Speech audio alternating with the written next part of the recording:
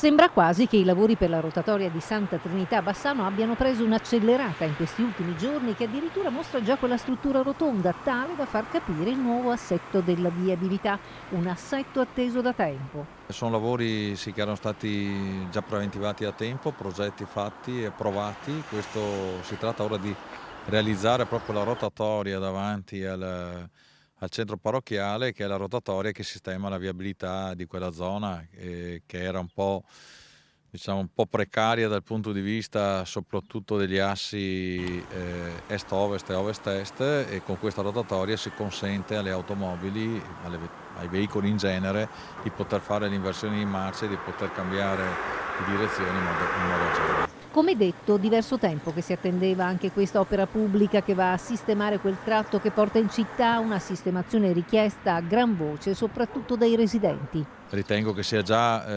una buona cosa essere arrivati a farla, e soprattutto per dare delle risposte ai cittadini e a chi ci abita, che probabilmente viveva in una situazione non proprio delle migliori dal punto di vista viabilistico.